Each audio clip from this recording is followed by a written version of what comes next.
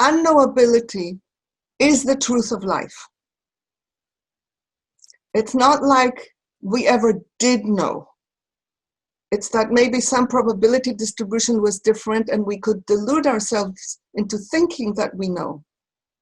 The reality of life all along is unknowability. I'm talking with you right now. We don't know that there isn't going to be a bomb or a hurricane or something that happens here or there that will stop this conversation in the middle.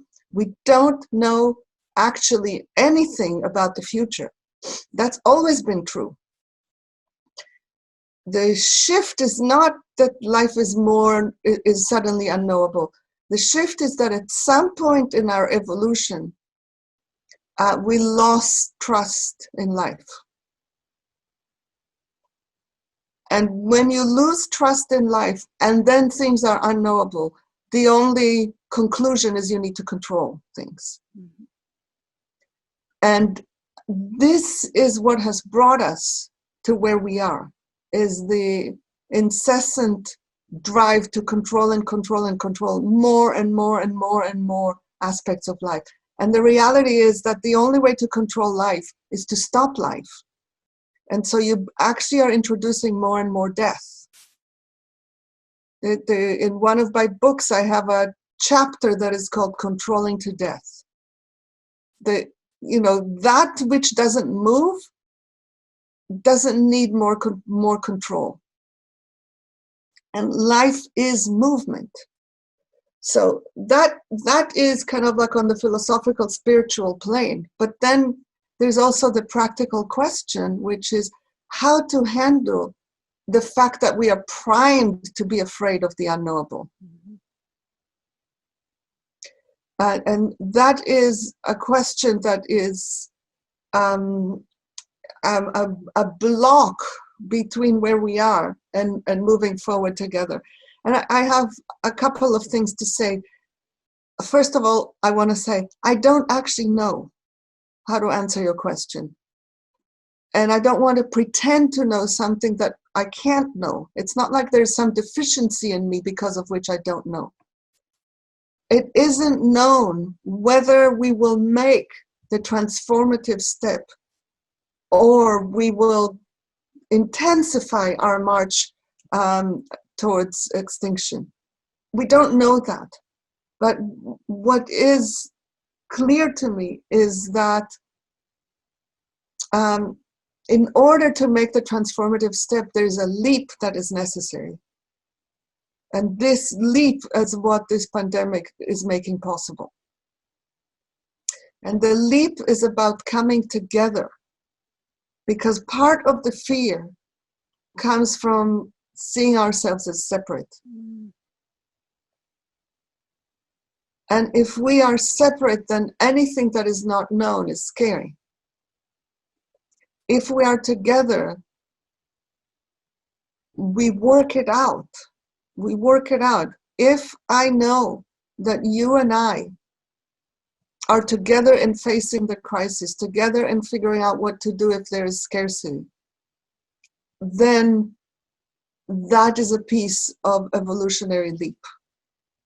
There are many people who have been talking about the need for an evolutionary leap in human consciousness for some decades now. And that leap is fundamentally about moving towards care for the whole, moving towards we are together, not separate. We each have our individual existence. We each have our own individual family. We each have our own individual community. But fundamentally, and this is one of the things that this pandemic is bringing to the foreground, is that we are intertwined. Our path into the future is intertwined. I want to distinguish a little bit between connection and togetherness, because connection is very amorphous. Togetherness for me is much more specific. Mm-hmm. Togetherness is about, it's almost like a choice to solve problems together, whether I like you or not, because connection has more of a kind of like, are we friends? Do we see each other in the same way? But togetherness is about recognizing our interdependence and recognizing that if we make choices together, we are more likely to generate an outcome that is wise. Here's, you may have heard, there's this thing called the prisoner's dilemma. It's an experiment that economists like to do to prove something about our nature. And that experiment is, I don't know exactly the setup, but fundamentally it's like, you know, both people are told, you know, there's this, you know, if you plead guilty and the other person plead, then you get, I don't know, let's say 10 years in prison and they walk away free. If both of you plead guilty, you each get 5 years in prison. And if both of you plead innocent, you both walk free. It seems like a no-brainer for both people to say innocent. But in reality, in most of those experiments, both people say guilty. It's not the wisest choice. It's the choice that makes logical sense in a world of separation. And this, you know, being able to transcend the prisoner's dilemma is one kind of like very thin sliver of how we can define our evolutionary challenge. Moving towards enacting the trust that we all can care about all of us, and even if some don't, there's going to be enough care to go around. That is the challenge of moving from separation to togetherness.